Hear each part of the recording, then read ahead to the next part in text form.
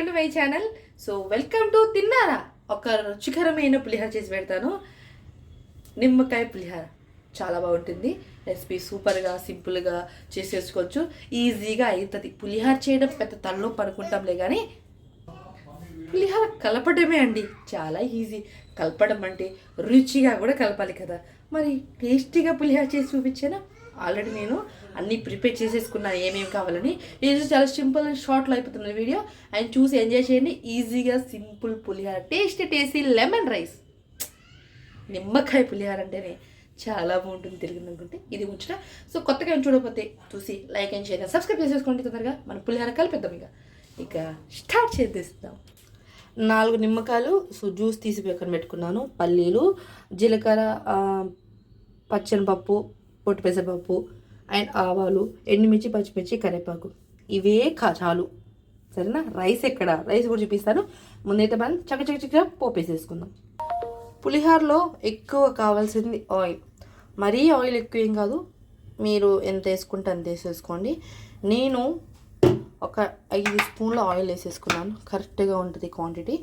So oil బాగా heat అవ్వండి. Oil ఎంత హీట్ అయితే పోపు అంత స్మెల్ సూపర్ టేస్టీగా వస్తుంది. ముందు మనం ఆయిల్ హీట్ చేసుకోండి. ఆయిల్ వేసిన తర్వాత పల్లీలు వేసుకోండి. పల్లీలు కొంచెం టైం పడుతుంది కాబట్టి పల్లీలు, పెసరపప్పు, పొట్టు పెసరపప్పు, జీలకర్ర, పచ్చనిపప్పు 2 కూడా వేసేసుకోండి. అండ్ వీళ్ళు కొంచెం ఫ్రై అవ్వడానికి కొంచెం టైం పడుతుంది. చక్కగా ఒక్కసారి కలిపేసేసుకోండి. కలర్ఫుల్గా ఉందా, ఇంకా కలర్ఫుల్గా ఉంటుంది, కొంచెం టైం పడుతుంది. ఇవి కొంచెం దూరగా వేయించుకోవాలి. సో పల్లీలు అయితే ఆల్మోస్ట్ మంచిగా ఫ్రై అయిపోయినాయి. మనం దీంట్లో మిగతా వేసేసుకోవాలి.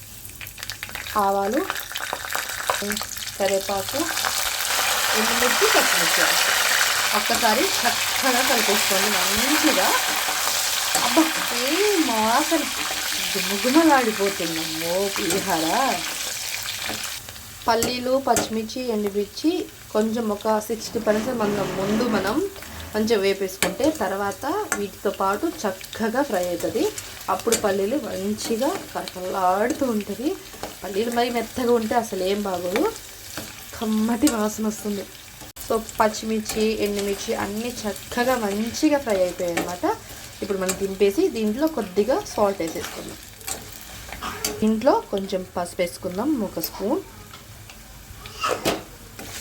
పసుపు వేసుకొని స్టవ్ ఆఫ్ చేసేసి పసుపు వేసేసుకోండి. సాల్ట్ మనం రైస్లో వేసేసుకున్నాం. సో ఇప్పుడు మనం పోయి పోపు కలిపేసుకుందాం. సో దీంట్లో మనం తయారు చేసుకున్న పోపు కూడా యాడ్ చేసేసుకుందాం.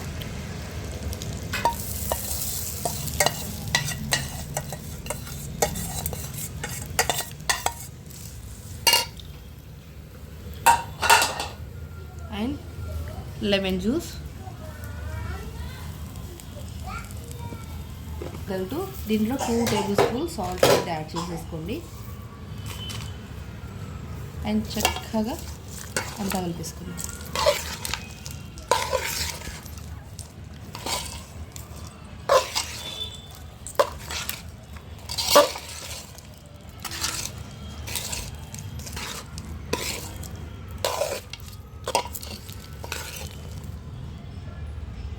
సో పులిహార అయితే రెడీ అయిపోయిందనమాట. టేస్ట్ చూసి ఎలా ఉందనేది కూడా చెప్తాను. కలర్ఫుల్గా మంచిగా లుక్ వైజ్ సూపర్ ఉంది. అండ్ టేస్ట్ కూడా అంతే అద్భుతంగా ఉంటుంది. అండ్ టేస్ట్ చూసి చెప్తాను, చెక్ చేయండి మీరు కూడా. పులిహార అయితే రెడీ అయిపోయింది అనమాట.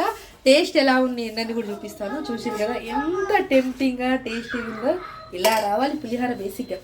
టేస్ట్ కూడా చెప్తాను.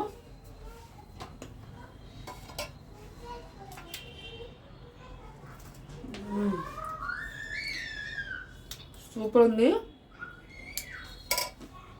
మీరు కూడా చేసుకొని తినండి. అండ్ నాకు కమెంట్ చేయండి. చాలా బాగుంది.